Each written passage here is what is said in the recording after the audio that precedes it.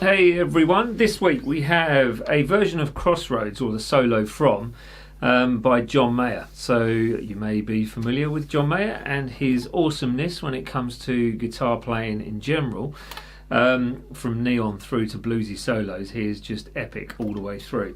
If you've not heard it, check out Crossroads by John Mayer because it's a great version. It's got a nice sort of funky vibe to it as well. And the bluesy licks in the solo are spot on. It's just such a great solo.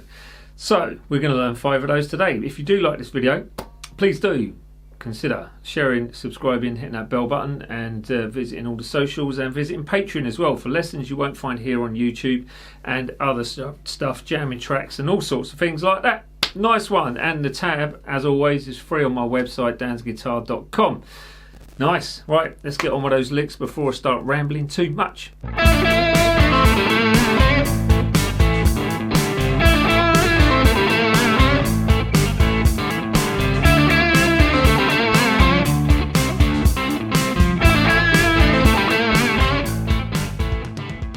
So first lick starts with the 5th. Now this is actually, before we jump into that, we're kind of basing everything around the A7, as it were, or A major. But we're using kind of the blues scale as we run through this. So you will find that blues note creeping in, but if not, it's just a straightforward sort of pentatonic shape. So anyway, we're starting with a 5 on the 2nd string.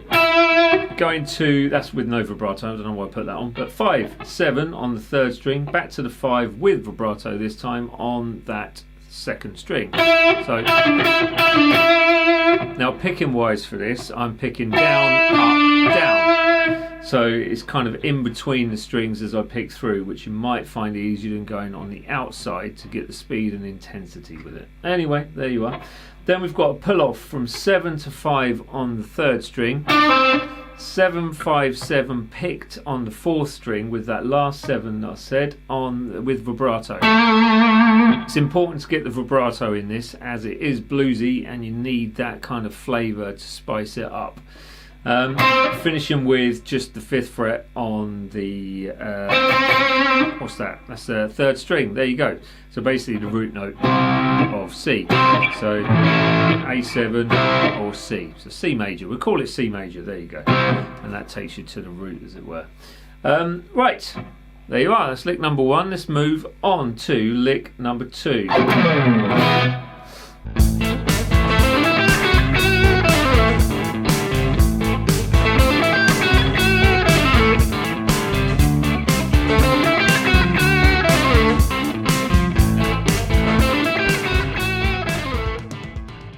So this is using the A first off on the 7th fret D string.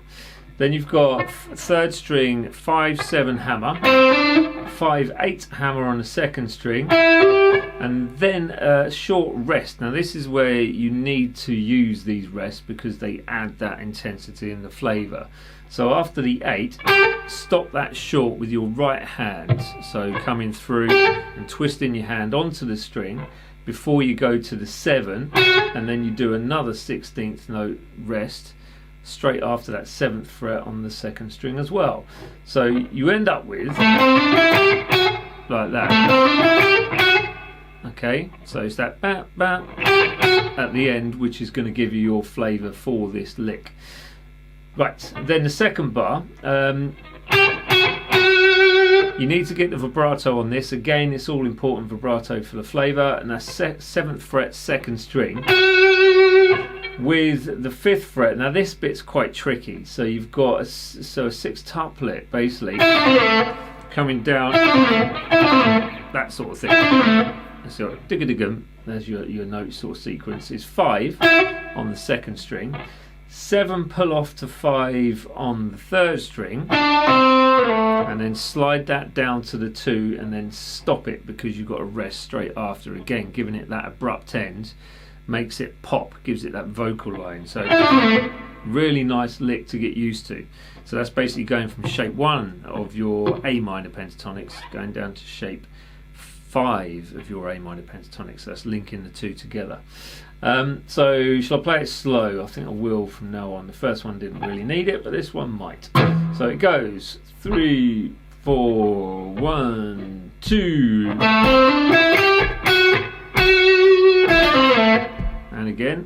1, 2. Okay. Hopefully you've got that. Let's move on to lick number 3.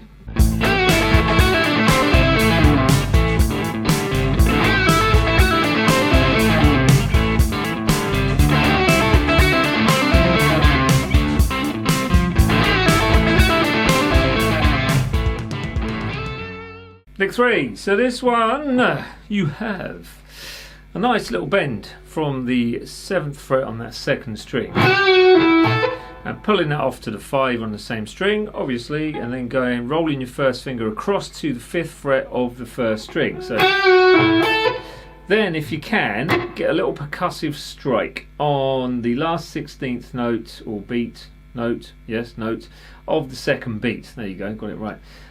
Before you go into the pull off on the 7 to the 5 2nd string. So like that. If you can put a couple in, great, but just one will do or none will do. It's up to you. And then you have your 7 pull off to 5, as I said, coming across to the 7 on the 3rd string, 7 on the 4th. Okay, so that little section there, that's beat 3. Now you notice I'm using finger 3 and finger 2 rather than using one finger, but you can use one finger, it's up to you. I just prefer crossing the beams, as it were. So, and then it's going to be hammer on from 5, 7 2nd string, and then 5 on the 3rd string, then 5 on the 2nd string on its own, rolling across to 5 on the 3rd string, 2 7s this time on the D string for 7th fret, and then A string for 7th fret. Same thing that I'm doing with this is using my 3rd finger, then 2nd finger, so just keep the finger positions or fingering the same.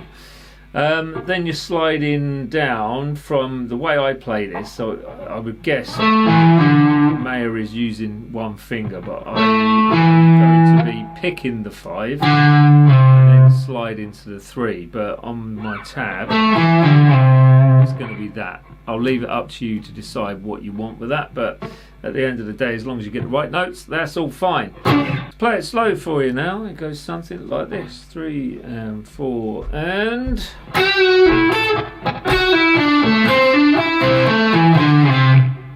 3 and 4 and 1.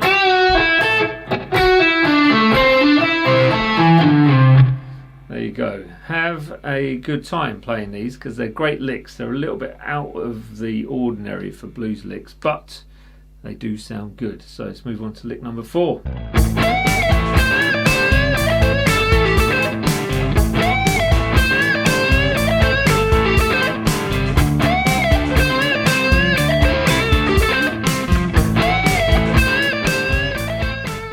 Oakley dokley. So lick number 4. This has got a beast of a bend, to be honest. If you're using a Strat, it flipping hurts. But the 12th fret on that 1st string, tone and a half. So you're trying to reach the pitch of that 15th fret.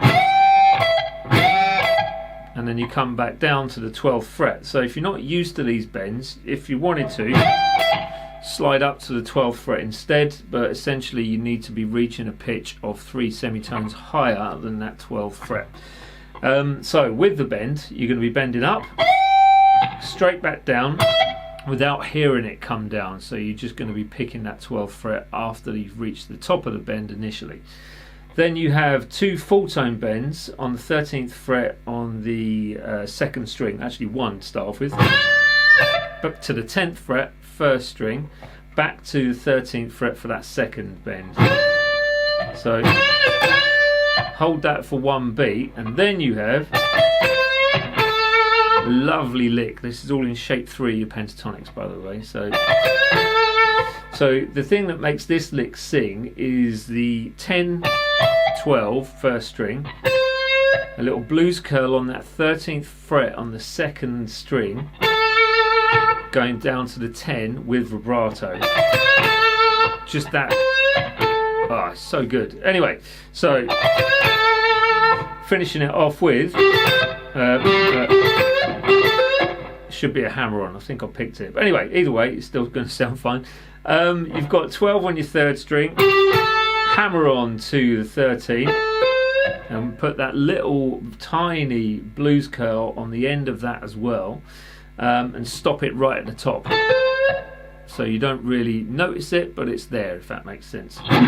Right, yeah, I'll play it slow. I mean, it's not that fast, but I'll try and play it slow. So it goes 3, 4, 1.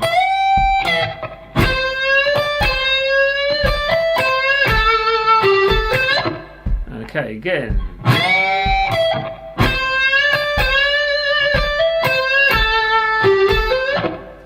Get that? Hopefully did. Right, let's move on to the very last lick for this week's Lick Friday, Lick 5.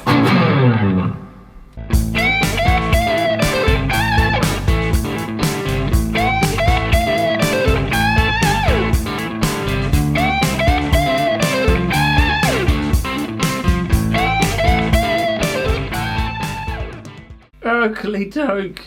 That one is such an absolute fucking pain in the arse to get right 4 times in a row. So you'll notice on the last one and possibly the second one it went tits up a little bit. But anyway, so we start off with 12th fret on the 1st string with yet again another tone and a half. So if you can't get that far with your bend, fret the 15th fret instead, 1st string, and then back to the 12 as it is for a full tone bend. So you go, or you could go, up to you, your call. And if your guitar frets out, slide up instead of bending. So all to do with the contour of your neck as well. Anyway, so you tone and a half bend, then it goes to a tone bend on the 12th fret. So great to get your pitching right. Well, bends a bit Dave Gilmour like with that. Back onto the 12th fret as it is with vibrato.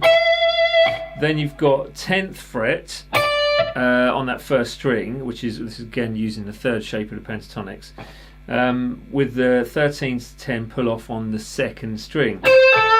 Then you're jumping all the way up to the dusty end, which is 20th fret with your 2nd or 3rd finger on the 2nd string, sorry.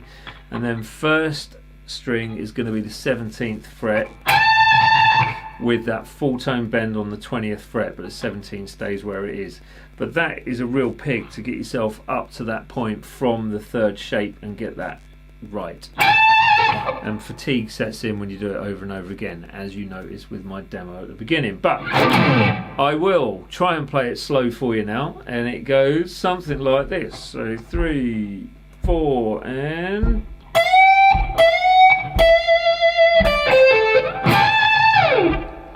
3 and 4 and